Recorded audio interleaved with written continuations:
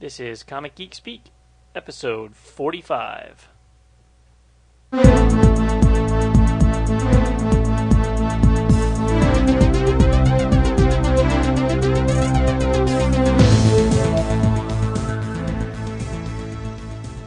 Hello, and you're listening to Comic Geek Speak, brought to you in conjunction with WorldFamousComics.com.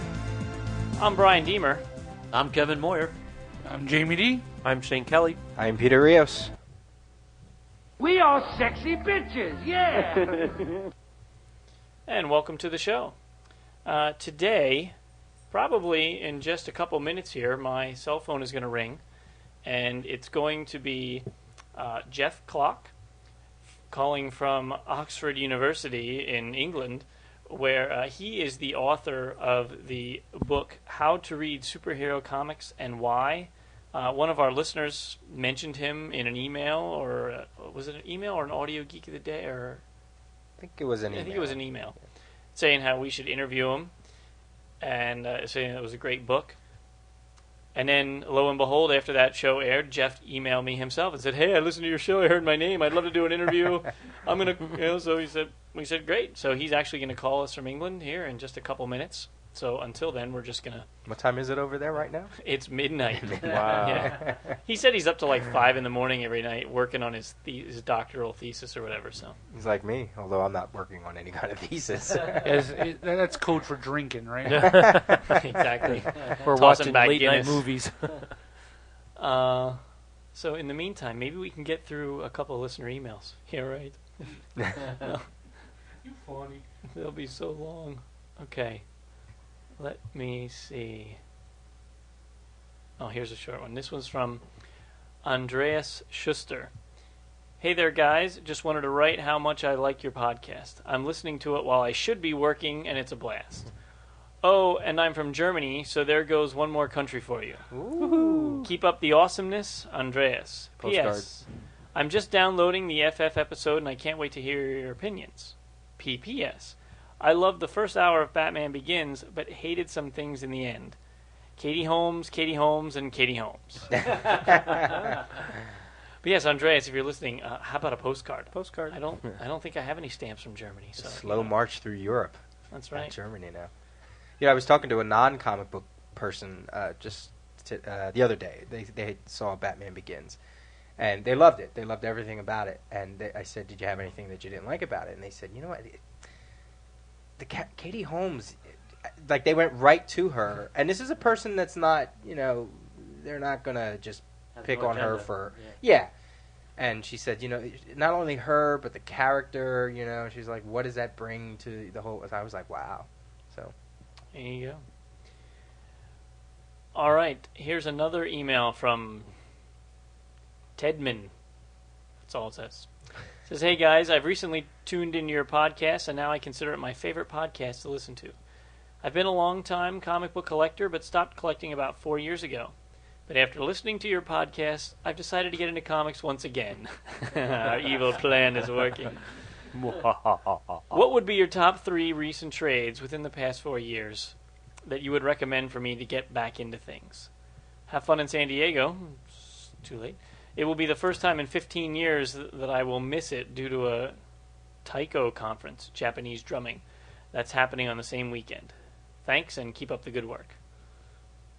So he wants 3 To get back into Top things. from the last 4 years, he said, right? 3 or 4 years. Wow. Identity crisis. Why not? And especially with things going on now. Yeah. That's I'll chime in on that one, I guess. How about some Bendis Daredevil? Yeah, get the first. Is that the third or fourth trade of the new? Which one? The first Bendis Malev trade. Oh, in the run, you mean? Yeah, I think it's the third or fourth. Yeah, I think it's. Well, whichever one says Bendis and Malev. Yeah, he started on issue 26, so it's usually. I would say that's probably the fourth one. Yeah. What's a good Marvel one that's all encompassing? Oh, there we I go. need to answer that question. Hello, Geoff. Hey, what's up? How you doing? You are on the air. All right. We are already recording, so welcome to the Excellent. show. Well, thanks for having me.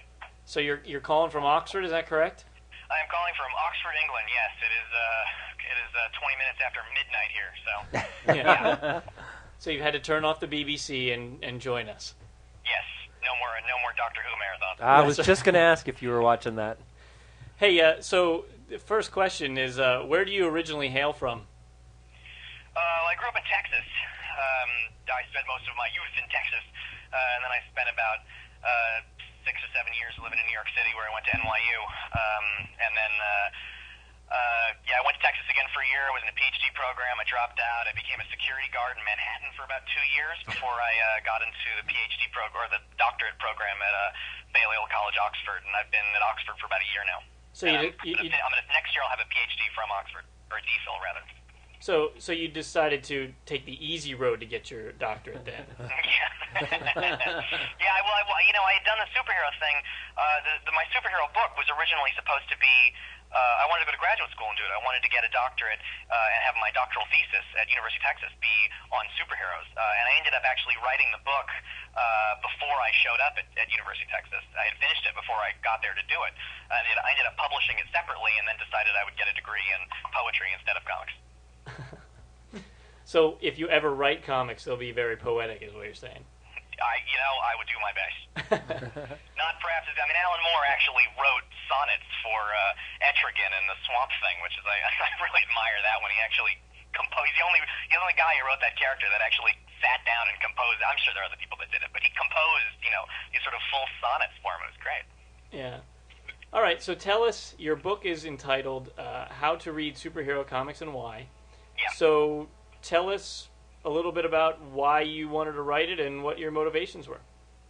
Well, the thing is, I was studying English literature in school for years and years and years and years, and I was reading a lot of poetry theory, or theories about how we should interpret poetry.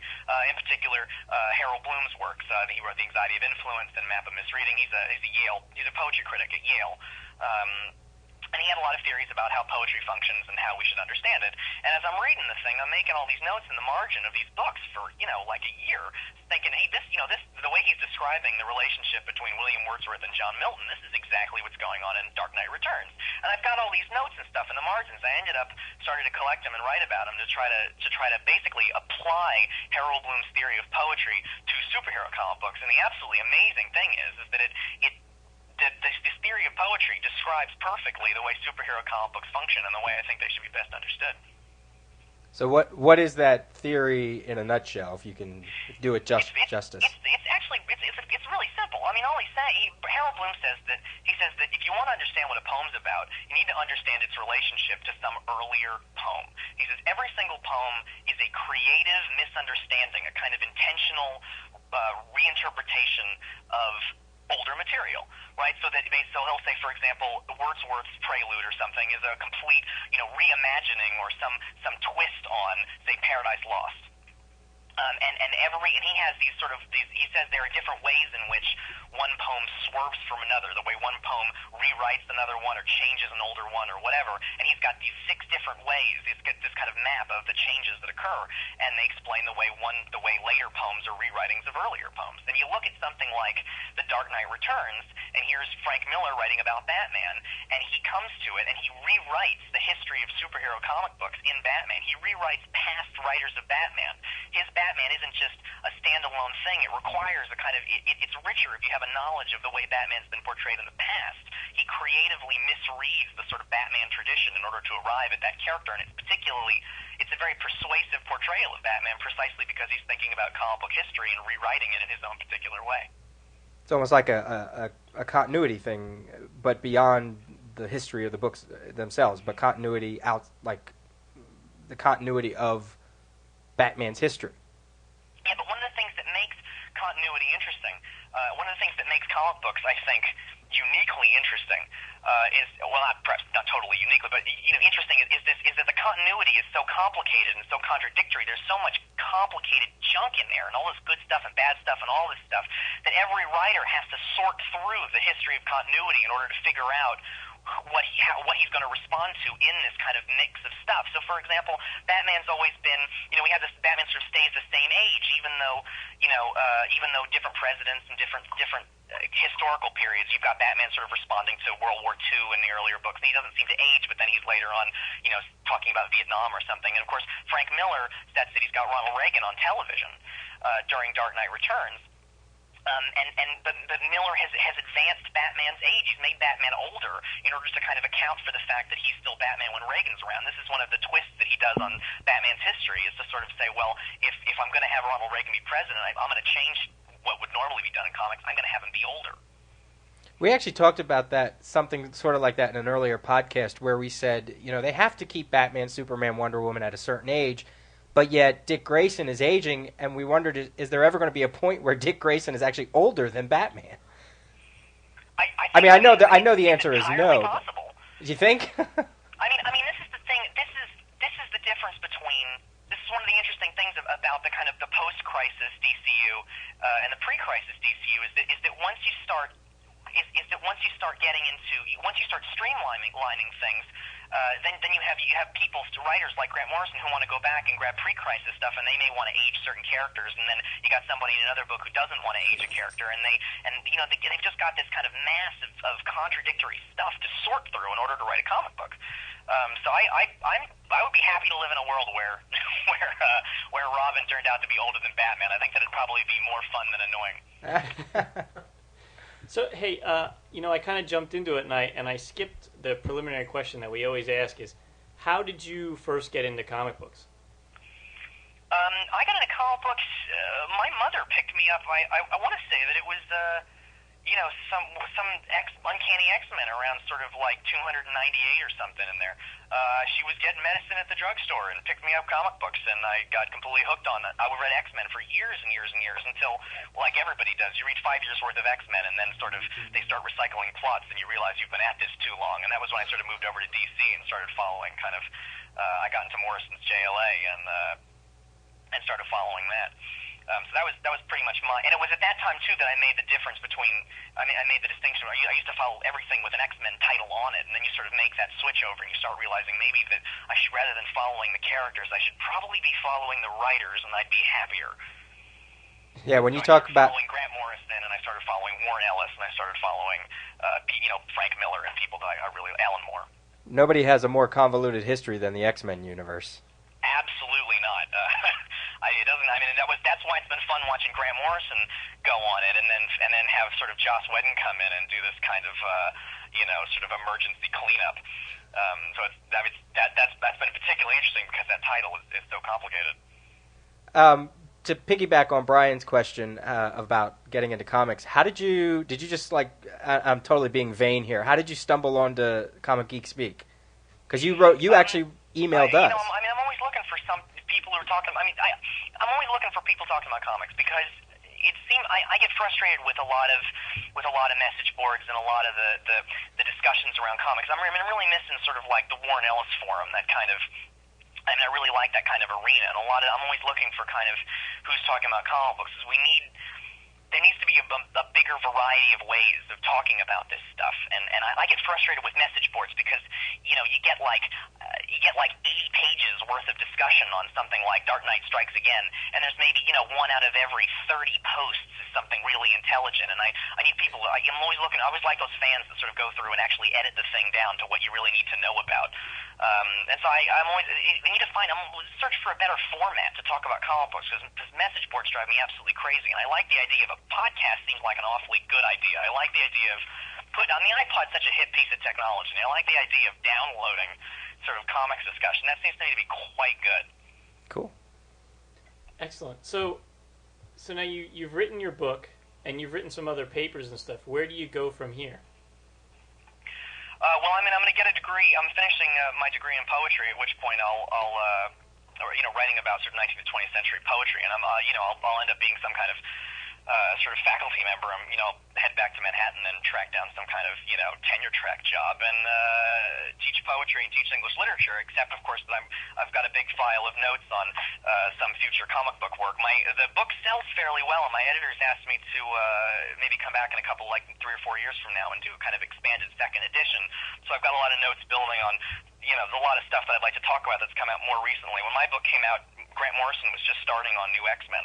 And I've got sort of a whole file of stuff that I want to talk about on Seven Soldiers and on Seaguy and JLA Classified and Wanted, We Three, The Ultimates, Dark Knight Strikes Again, that kind of thing. So, okay, give us some ideas, some talking points for Ultimates. We've talked about that a lot on the show. So, what are your thoughts on that? The thing with the Ultimates, the Ultimates really is kind of captures for me. The thing about comics is that again, because you've got this convoluted history, because you've got this sort of complicated, this background and history on these characters, that every once in a while somebody like Frank Miller is going to do a version of Batman that you're going to feel like this one is the right one. This is the real Batman. This one persuades me. It's imaginatively persuasive when Frank Miller presents Batman as he does, and you feel like this changes the history of comics for you in some way, and this feels like this is the real thing. I mean, that was my example. The Ultimates is a particularly aggressive and streamlined way of going in to the Avengers history and creating this version of the Avengers that by playing off kind of real world stuff, by playing off action movie tropes, by playing off, this kind of hyper sort of serious, something you can really take seriously. They present this imaginatively persuasive picture of the Ultimates that for me has kind of stamped out a lot of Avengers history. Not that it's not there and not valuable, but that this is burned in my mind is what the Avengers. It's persuaded me that this is what Captain America would be like. This is what Iron Man would be doing right now. And I find it really, I think it's a really extraordinary book, and I like both the first part and the second part. And if I could only pick one, if I was going to give someone who had never read a comic book before, or hadn't read a comic book in a huge number of years, I would hand them Ultimates. I would hand them the hardcover version of the first Ultimates run, and let them go, because I don't care where you're from. I don't care where you're from. If you're from America, there's some sick unconscious part of you that you will never be able to eradicate that wants you to watch Captain America take a boot to some guy's face. So you're I feel bad about it. I feel bad grinning when Captain America kicks some guy in the face, but deep down, I like it. Or when he says this A doesn't stand for France or French. You think this A stands for France? I mean, that's absolute genius. I mean, it's just burned in my mind. That's what Captain America is like. It's great. It's completely persuaded me that this is what they should look like, and I'm buying Avengers and I'm loving it. It does make you think because, when you watch all those World War II movies or John Wayne or whoever, all those, I couldn't name any other actor. They're tough, they're rough, they're gruff. And then when Captain America is like that in the Ultimates, people really were like, well, that's not Captain America. It's like, well, maybe it is, like you're saying. You know what the funny thing is? Again, talking about, just to give you another example of the kind of thing I talk about in my book. A previous persuasive picture, not of Captain America, but of a character who is an interpretation, a creative interpretation of Captain America, is the comedian from Watchmen. This is a character who is sort of loosely based off Captain America if Captain America had gone to Vietnam, killed everybody, and won the war. This is what Captain America would look like. He's cynical, he's angry. Of course, they did win Vietnam War in Watchmen, and he's this kind of life doesn't mean anything. This is all crap. We're all going to die soon. And he hits you as this kind of man. If Captain America really was around in Vietnam, this is probably what he'd end up looking like. That's food for thought. Woo. Yeah. So let me ask you this, just to kind of keep going with what you're talking about. If for me, I think, and I'm a huge Morrison fan as well, much to the probably dismay of some of the guys in the room. I just did Cliff Notes. That's all. But if Grant Morrison is God, I don't. That's it. The guy's just. He's so far ahead of everybody else. He's just turning around and waiting for us all to catch up with him. He's just. All right, you were saying. I agree. But for me, JLA is the ultimate team book. For the Ultimates, I think of the Ultimates as the ultimate, the high point of where comics were going. That whole like wide angle movie kind of scope thing. That's the Ultimates is that for me. And then you talked about Planetary in one of the articles I read online. Warren Ellison's take on the multiverse, the whole snowflake theory, and things like that. When we keep hitting these benchmarks of like these zeniths, where do we go from? Like, what's next? Is Morrison's Seven Soldiers the next way to do comics? What's next? What do you think would be, or where do you think it's going? If you have any thoughts on that. Well, superheroes, first off, one of the great things about superheroes, one of the things that makes them wonderful and sustainable is that they're deployable. There's something deployed. They work. You throw them into video games. You throw them into cartoons. You throw them into live-action movies. Brad Winderbaum is a guy at UCLA. He's got a film coming out called TheFuturistMovie.com, and he's got this major student film brewing that is going to be like the next huge franchise thing. It's getting in on the ground floor of this is going to be like, THX 1138 before Star Wars. It's TheFuturistMovie.com. We actually met the producer of that at the San Diego Comic-Con. He's a listener of ours. Excellent. He's a good guy. Yeah. Anyway, these superheroes are totally deployable. They're going to survive in whatever form you send them out into the world. And one of the things about the Ultimates that gets raised is the same problem with the Authority, is that these guys have created universes that aren't really sustainable. The Ultimates, you can imagine Mark Miller does these two extraordinary plots with the Ultimates so far, but it's like, can you imagine what this would look like at issue 100? It's kind of difficult.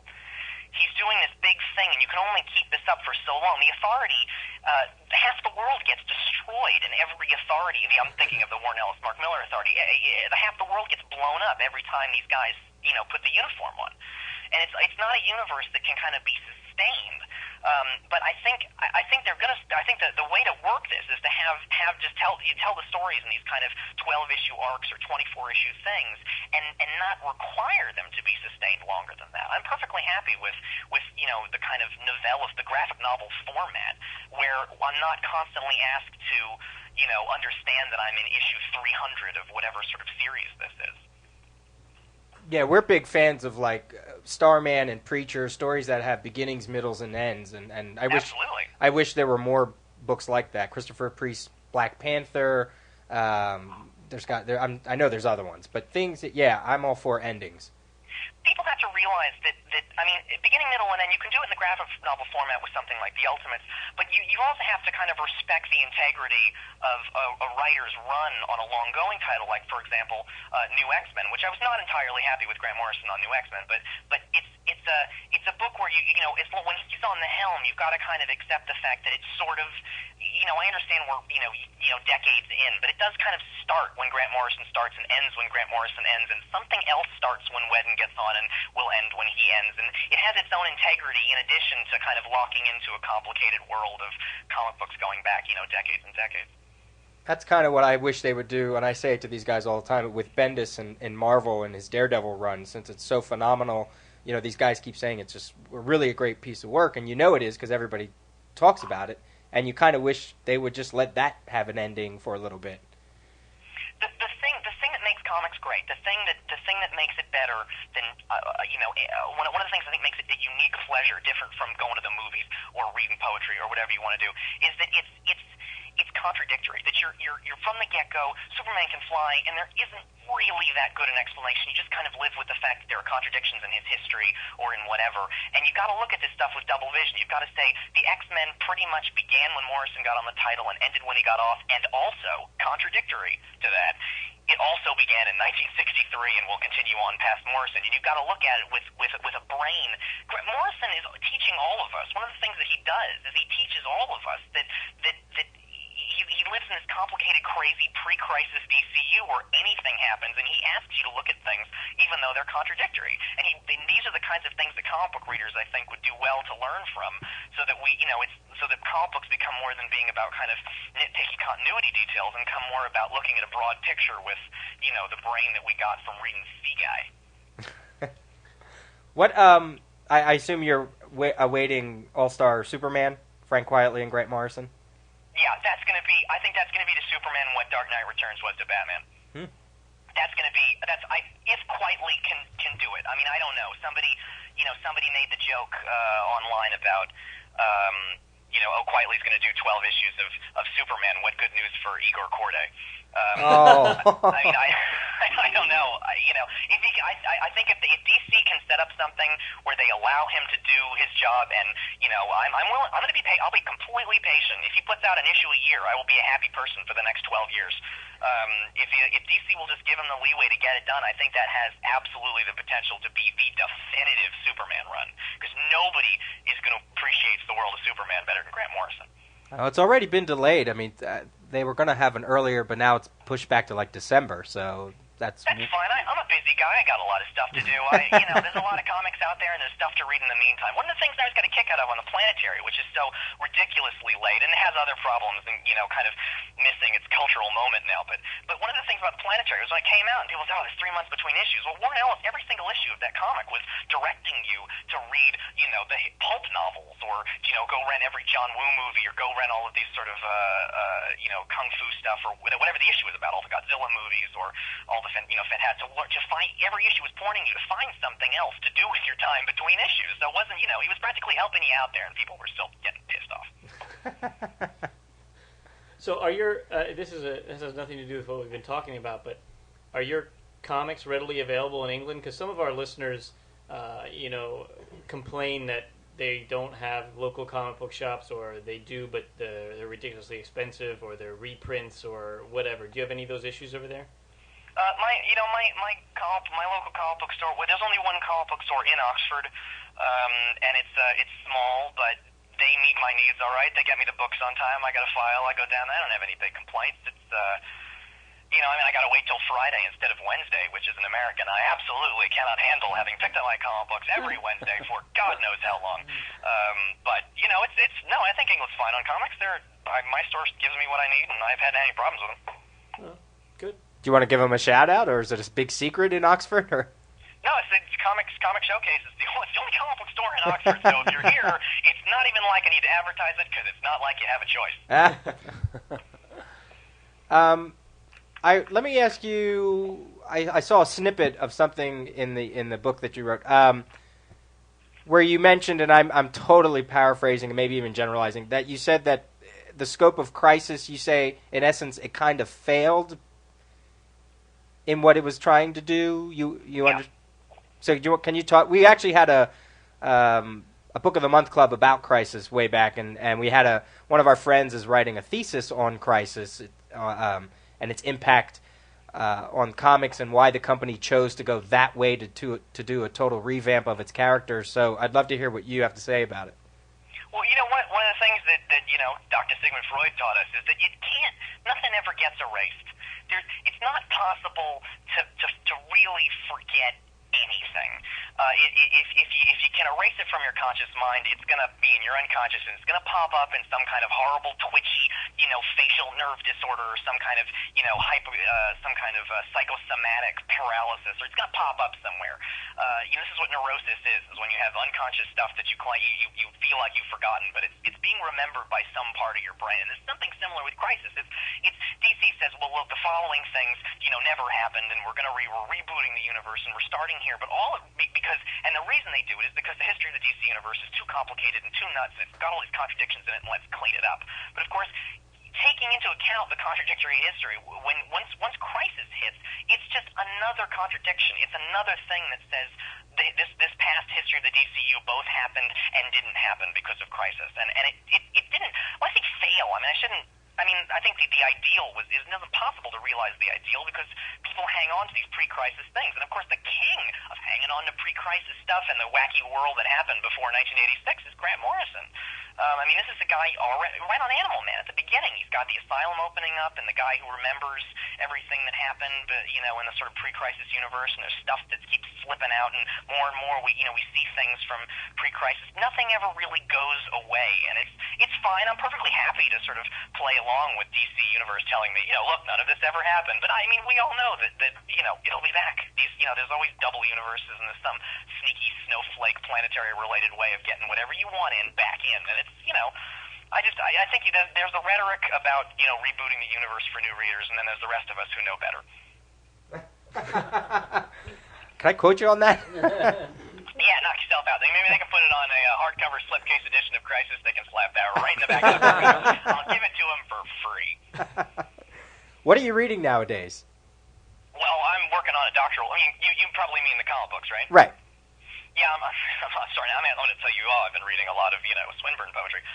No, I've been anything Grant Morrison puts out. Mark Miller puts out. I'm reading Astonishing X-Men.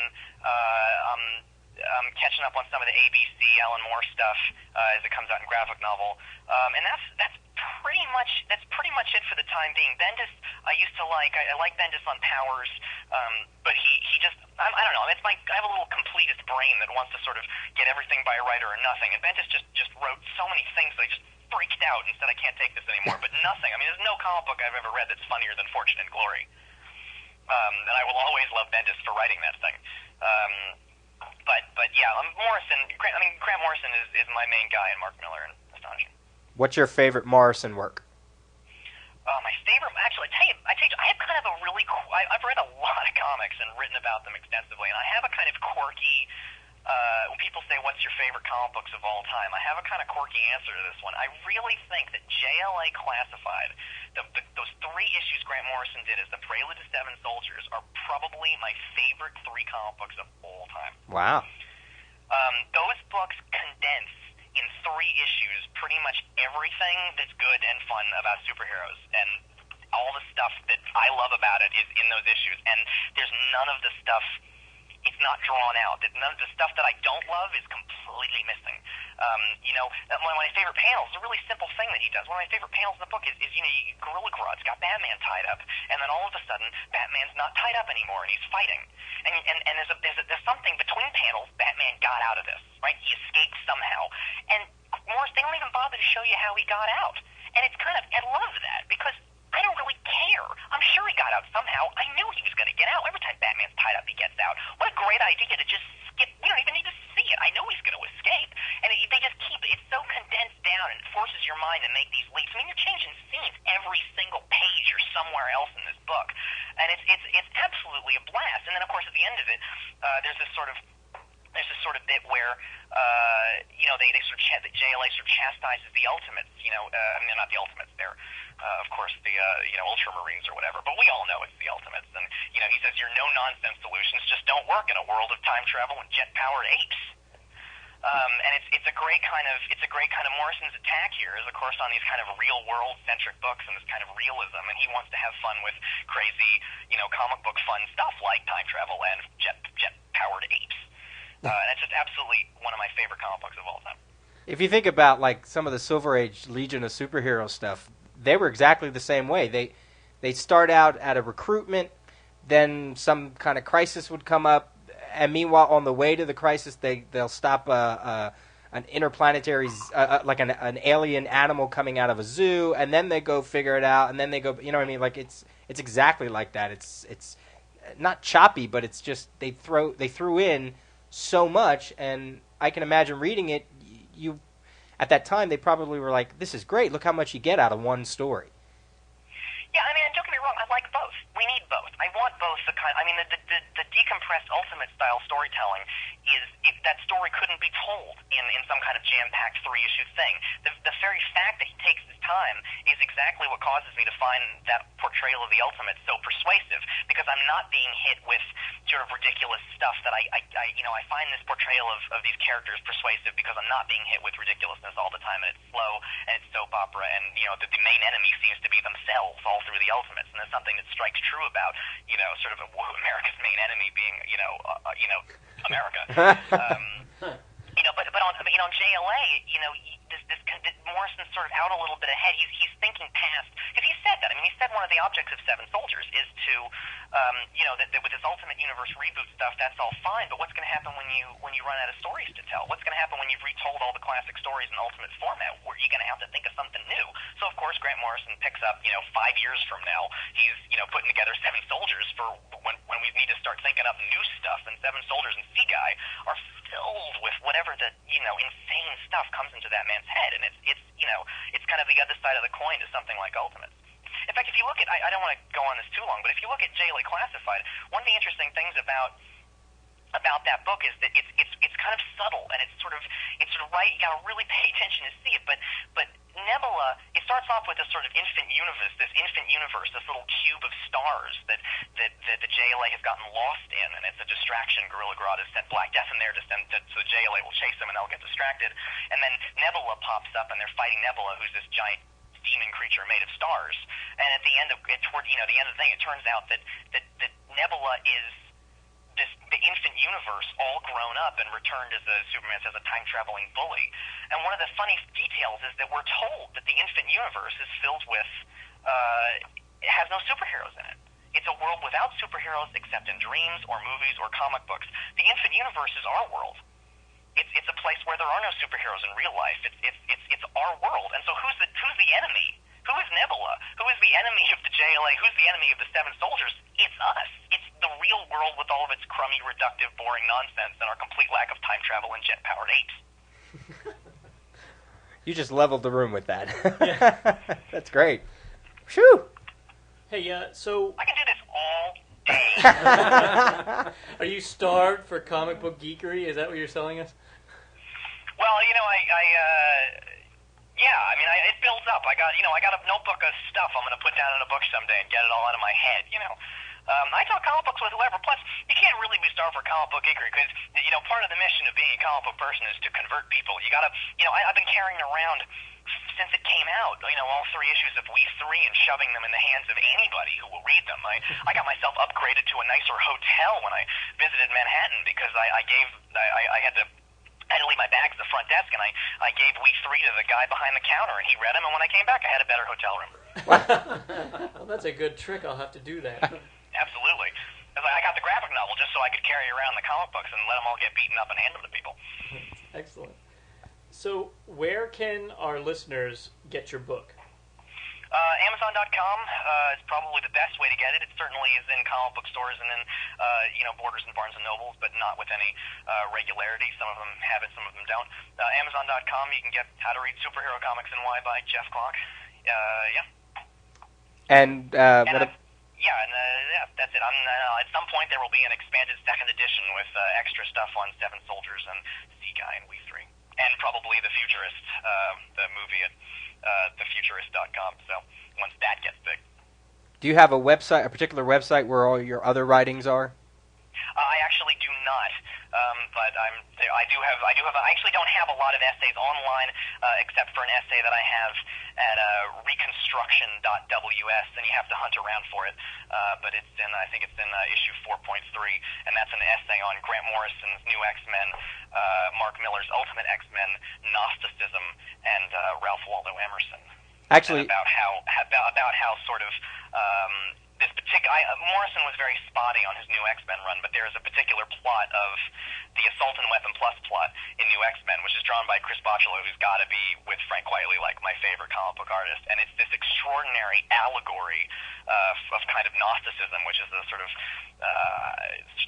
ancient heretical Christian religion that the Matrix is based on in Dark City and the Truman Show and Grant Morrison's Invisibles and these kinds of things. And it's an extraordinarily interesting little X-Men story if you know anything about it. So I kind of tell people what the connections are.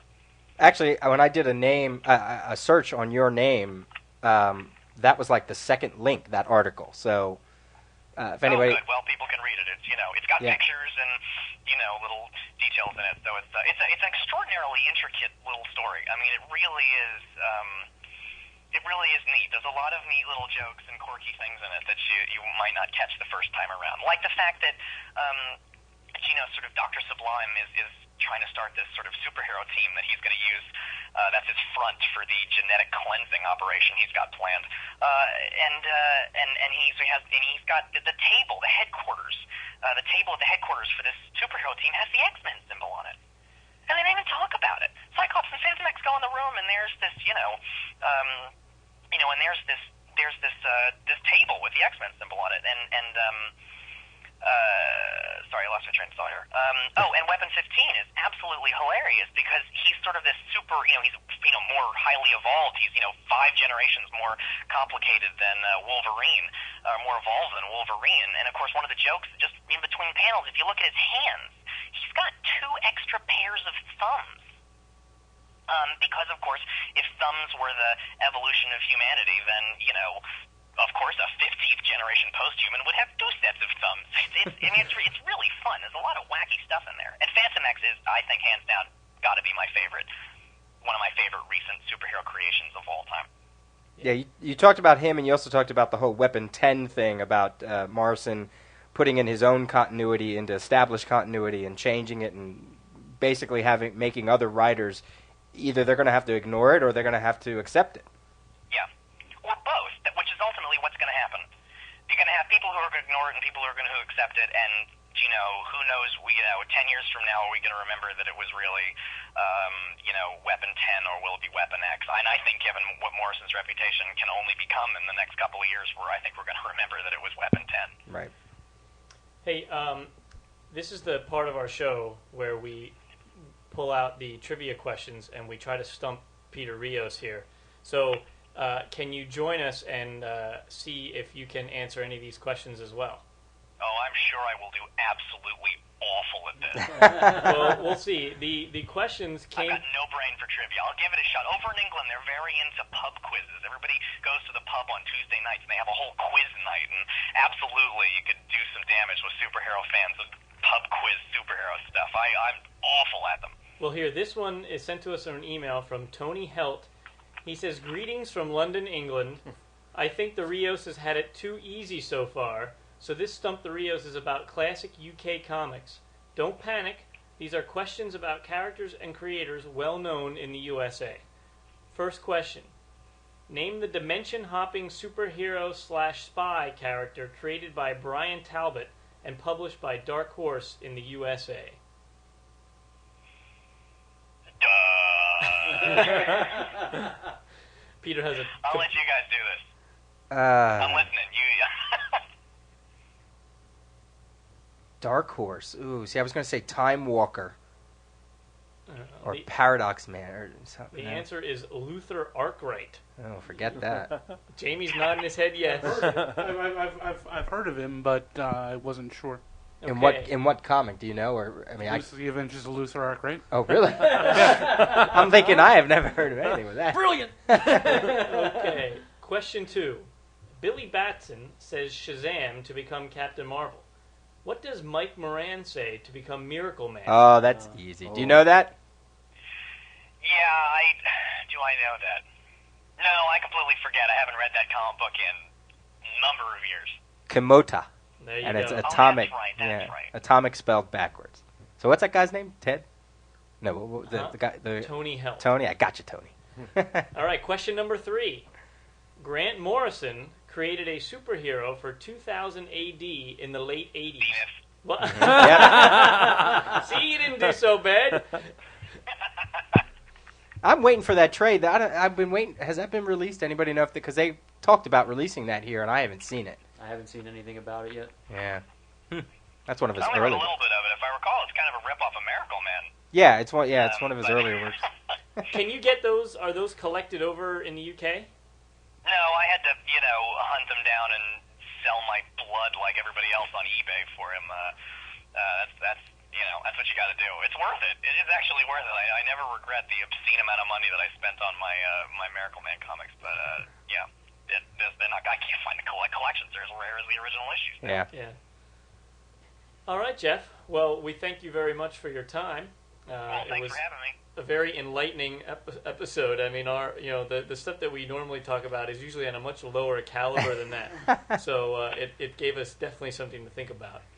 Whenever we have. Anybody who wants to get a hold of me, my email address is geoffklock@earthlink.net. And you can get my book, How to Read Superhero Comics and Why, on Amazon.com. And there's also a link to my book on thefuturistmovie.com. And, I had fun. You guys should keep up the good work. This is an excellent format to be talking about comics. Well, thanks very much. Anytime we have a Morrison question, we're going to call you up. That's right. Hey, you can call me at any hour, and I will rant for more on Morrison for absolutely as long as you need, because the man is just unbelievable. Excellent. Well, thanks very much, and we wish you good luck in all your future endeavors. Great. Thanks a lot. Okay. Bye-bye. Bye. That was great. I would have gotten that Zenith question, by the way. Yeah, well, you were saying it, at the same time. Yeah. I would have.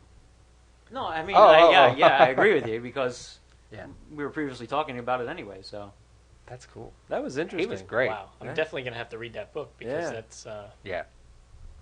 heavy. My brain actually hurts right now. I just, jeez.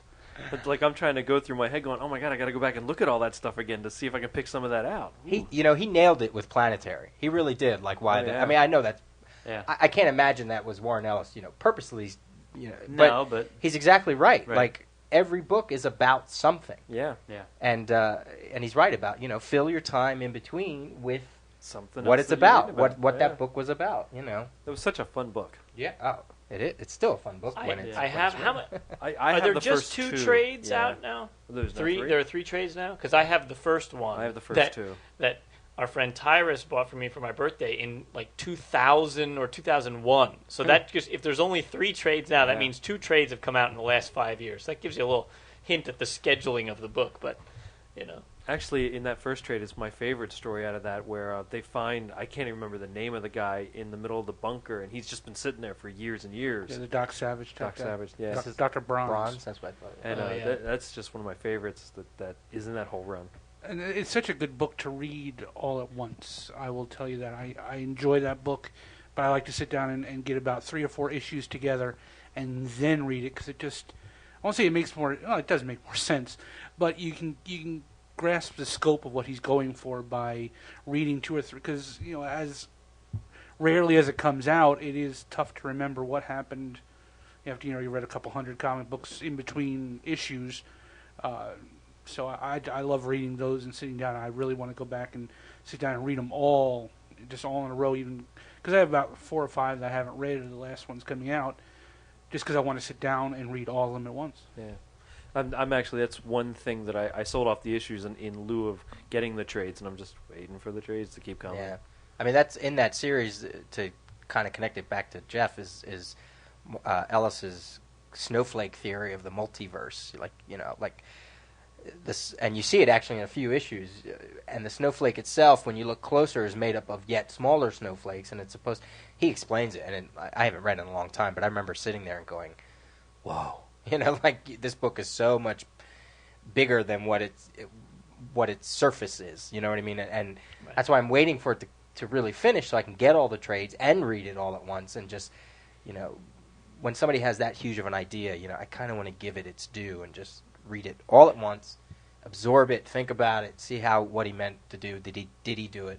And that's. I wonder how long it'll go on.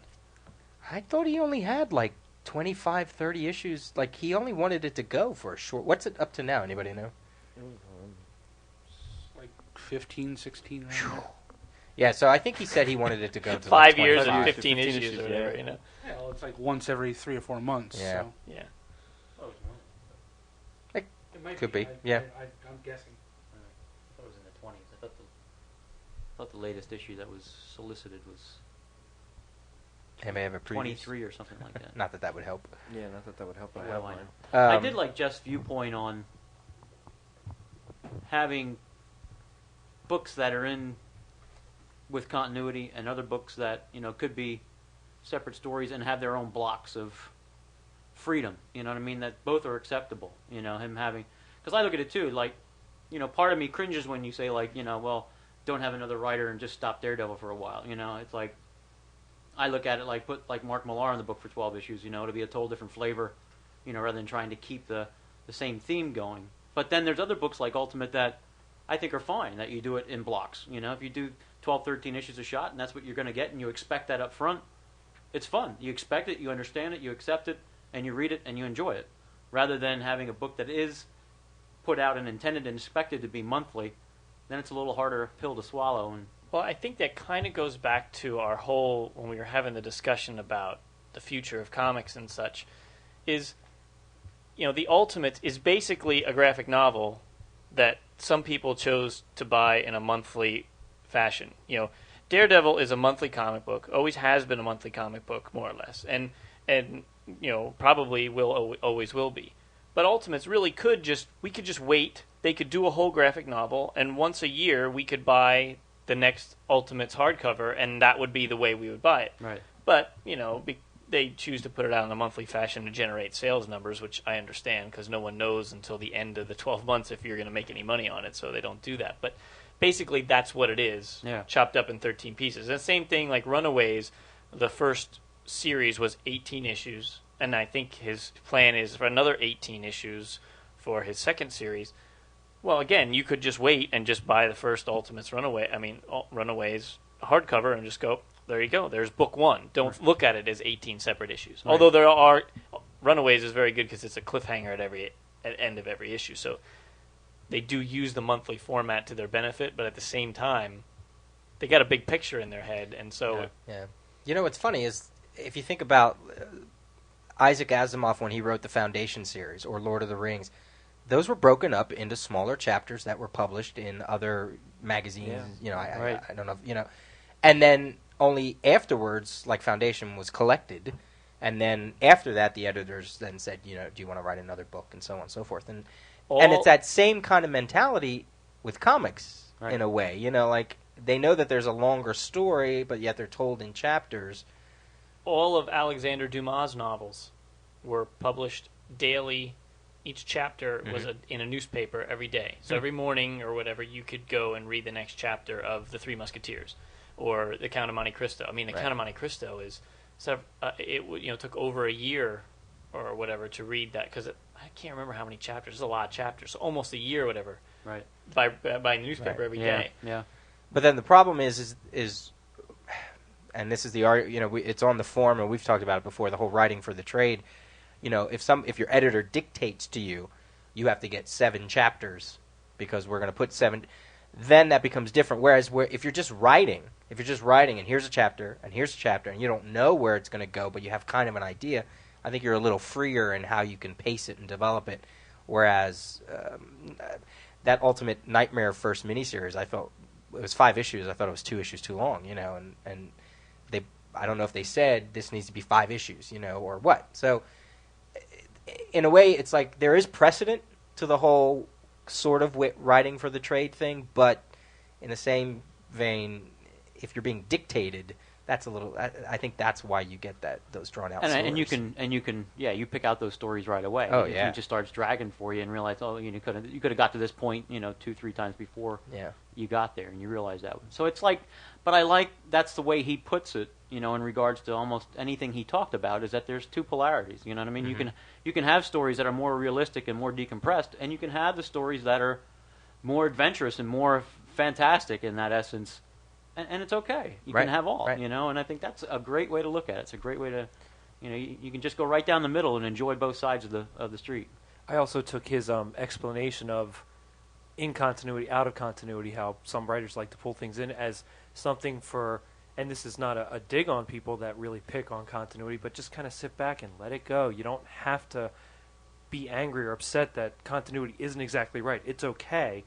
You have your own take on continuity, fine. But like you say with Daredevil and other things that come, just let it go. It's its own block of time. You accept it for what it is and you move on. If you enjoy comics, you're going to enjoy it no matter what. You don't have to nitpick it apart. Like you said, we don't have gorillas with jetpacks. Yeah, so does it really freaking matter if you're... is it a good story? Well, he took it even to Superman's flight. We accept that with no question. Is that him? No. Oh. Hung up on that That's one. a book. Yeah. We accept that with no question, yet we do nitpick about the little things. Well, like that's the comment I was just going to make, and the fact that I find out many a time, even in regards to the comic movies, if you just go in with an open mind and just allow yourself to go in to either reading a story or watching a movie, and just go in with the fact that you're going to have fun and enjoy it, and you'll find out coming out of it, you're going to feel a lot better about it, and you're going to have a lot more fulfillment out of it than if you go in thinking like, they screwed this up, and I heard they changed this, and I heard this isn't right, and they brought, it just totally chops down your perspective, on, and it puts the blinders up to what you're going out there to perceive. 99% of the time, no matter what I see, TV, movie, or what I read, book, comic, I enjoy something out of it, enough to keep going and recommend it to somebody else. There's very few things that I ever go, I could never watch that again, or could never recommend anybody read that at all. There's always something in it that interests me. You gotta keep. I mean, I know I'm the one in the room that didn't like Fantastic Four, but I didn't like it because I was comparing it to the comics. I just didn't like it because of the movie, the things in the movie, and the scripting and things like that. I didn't necessarily like the Hulk, but I like aspects of it. I love the special effects. I love certain interaction. I love the way they did certain things. You But just got to overall, treat it. A movie's a movie, a comic's a comic, Yeah, a novel's right. a novel. And I find more times than not that if I go in with expectations, sometimes I'm either left half-heartedly enjoying it or disappointed, or if I go in without any expectations, I come out and go, you know what, that was pretty cool, and I come out feeling that, I'm glad I went to see it, and I don't mind spending the money I saw it. Well, and I don't mind going to the movies by myself. Sometimes it's great, but I even go in with a more open mind when I go with all you guys, just because it's a bunch of geeks sitting around watching a movie that we've been dying to be made for years. And you got 5, 6 other people who have a different outlook than you do. Yeah. So, everybody can take something different from it and enjoy something different. It's but such then you all walk out of the theater going, you know what, that was cool. It's such a bigger dynamic to watch it in that fashion. Right. I think what he was talking about the whole, and we've talked about it too, about the whole, getting these finite stories, these 10 issues, 6 issues, 12 issues of a run or whatever. I think that's what DC's plan is for these All-Star books. These Frank Miller, Jim Lee is only like 6 issues. You're going to get one story, and that's it. Morrison quietly on Superman, that's it. My hope is that they don't go the ultimate route and try to keep that new continuity going. Like, say there's All-Star Batman 1 through 6, All-Star Batman 7 through 12 Has to follow. No, don't follow it. Maybe even, no, not at all. Maybe if that writer wants to take a whole new other origin story on That's Robin how or I Bat- took You know what it. I mean? Like, I hope that that's what they're doing with it. I kind of understand it that Yeah. way. I kind of comprehend it that Yeah. you'll get 12 issues of this writer and artist, and then you can get somebody else on with their interpretation. It has nothing to do with what you Yeah. read What's previously. Previously, right. And I think that's a smart way to do it. And I thought they said that pretty clearly. Oh, yeah. They did, Yeah. and And you either- still get people. But who- you never know. That, Well, can, here's the that can people still change. talk It and can then- morph and Yeah. as it's Right. going too. Right. There are so many knuckleheads on the internet. Just a couple days ago, Apple released a 2-button mouse. Right? Apple has. You can see that mouse right there. There's just one button. Right. So they released the 2-button mouse for the first time in their history, and it has a scroll wheel. It's like, whoa, oh my God, it's incredible. So I went on Apple's website and I looked, and it says it looks like it has one button, but underneath there are, like, when you click that, underneath somewhere there's a little sensor that clicks and it makes contact. Well, this has 2, one on the left, one on the right, but it's one solid piece of plastic. But as you lean to the left, it knows you click the left. As you lean to the right, it knows you click the right. All these people are online going, well, I don't want a touch-sensitive mouse. That sucks. How I'm just resting my fingers on it. It's gonna think I'm clicking when I'm not. What, I have to lift my fingers in the air? I always have my fingers on the mouse. Asshole! Right there in the damn press release, it says there are 2 buttons, but it's one piece of plastic. Why is that toggle so back and hard forth. to understand? And it's the same thing. They said that clearly about the All-Star. It doesn't happen in continuity. Anybody, each Right. writer can do whatever the hell they want, and all these people are up in arms going, "Oh my God, it's not gonna. How's it gonna fit in continuity?" It's the first freaking sentence on the thing after Frank Miller and Grant Morrison. It says no continuity. Oh, It's the same thing with open your eyes, jackass. the formerly known as, and I can't believe it's just Yeah. those are Yeah. were not. Those are not continuity. They specifically said these are not in continuity. They're just taken with the characters they Exactly. enjoy writing and Exactly. have fun with the story. I think the JLA Classified, you could almost make an argument about those, and those are actually very similar to what I think the All-Star. I hope the Yeah. All-Star. Oh, yeah. Yeah. 3 issues of Morrison. The next ones were 6. Keith Giffen, 6 issues of and Giffen. the next one's going to be Warren Ellis. Yeah. And they're just trying to tell their story with these characters. And I'm glad they don't rein them in continuity on those books. Right. I mean, I know they kind of took that formerly known as story and stuck it in there because it was a good format rather than making another miniseries. But still, I hope that's a precedence that's now going to be set for now that they have JSA Classified out and stuff. Just keep going with that. It works. It's fun.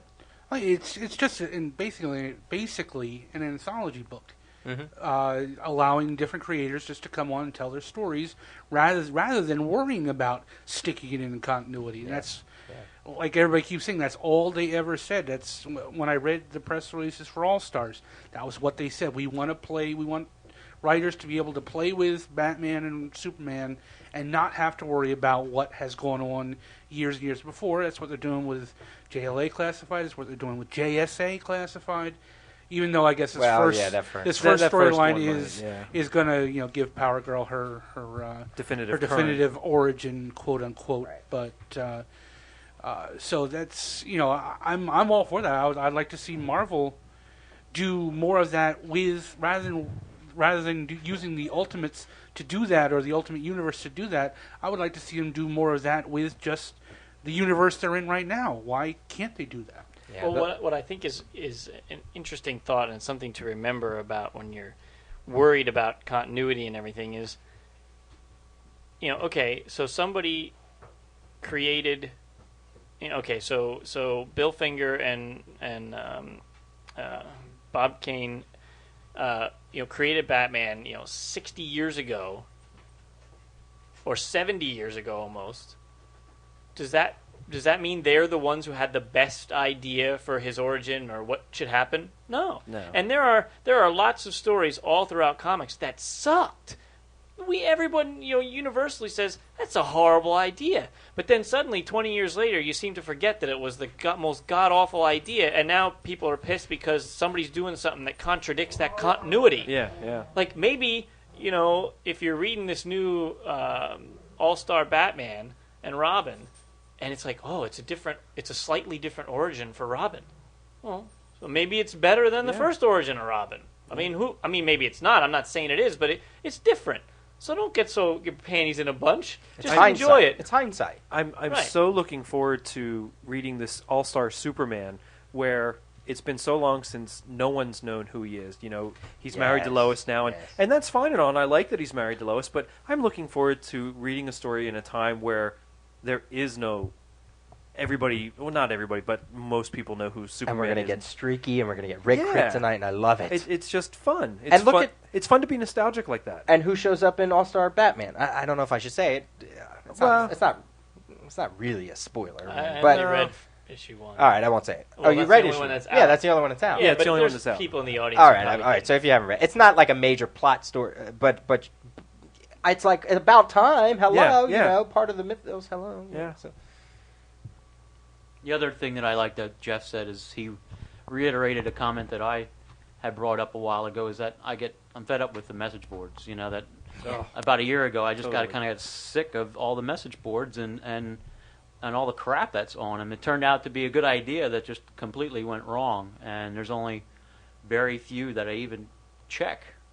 Hence the reason why Brian had such the smart idea to develop our own, so that we don't have to worry about dealing with all the other knuckleheads out there. And I would like to give a thank you to our listeners who participate in our forum, because while there once in a while is a post that I say, they could have just skipped that post, people have been very courteous about spoiler warnings and doing spoilers in hidden white text that you have to highlight. And people have not been saying kind of the rude and obnoxious comments that you find on most other forums.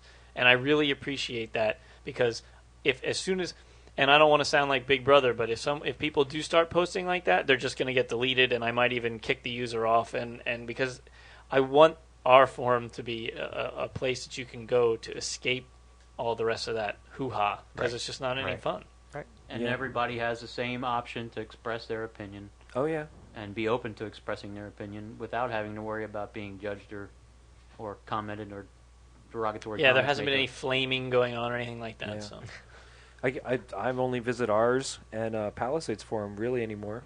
That's about it. I've cut out all the others just because I'm tired of it. I mean, I check others. Like Mark Millar's is pretty decent. It's not Jeff Johns. Yeah, I mean, there's some that are good that are out there that are still decent and worthwhile checking out, but more few than not. Yep. We should do a contest reminder before we go. go ahead. Anime, manga. If one of those is your specialty, send us a produced segment. A couple episodes ago, Tom Martinek did the first of his movie news segment, and it was just really just great. It was, Episode 42. Is it? Yes. Okay. And so you can listen to that if you want an idea of kind of what we want. We want your thoughts, your take on, it could be new or old stuff. I'm looking forward to these only because I know very little about each, so I'm looking forward to this segment. It's a contest. We want 2 people, one for manga, one for anime. You have until the end of August. Send in your produced clips, about 3 to 4 minutes long, short and sweet. You can talk about a few things in each one, or just talk about one thing in each one. Just something that you think would interest the audience and us as well. Right. And we're going to decide at the end of August. We'll listen to all the entries, and then you will the prize is that you will be a part of our show. And anytime you have a new segment, we'll just play that, and it'll be a nice little addition to our growing segment list. Become our next correspondent. That's right. And one quick reminder for anyone who would like to sponsor me for my bicycle ride, for my 150-mile bicycle ride to raise money for the MS Society. I have to have all my money in by August 17th. So it's been up. It's been pushed up. I thought you said September last time. Yeah, well, I guess technically you can hand in money late because they'll never really say no, but they like it to be in by the 17th so that they Gotta can get on the ball. Get all their calculations done or whatever. So go to the blog. There's a link on the side. Send me $1 or whatever. Okay, well, I think that'll wrap us up because we've gone on for long enough. Send us email at comicgeekspeak@gmail.com and visit our blog at comicgeekspeak.blogspot.com. For more information about the Comics Podcast Network, go to comicspodcast.com. We want to give a big thanks to Bob at GameCircuit.net for hosting all our files. And be sure to vote for us at Podcast Alley and subscribe to our show using iTunes. If you would like to buy a t-shirt, they can be found on our blog. They are $10. That includes shipping.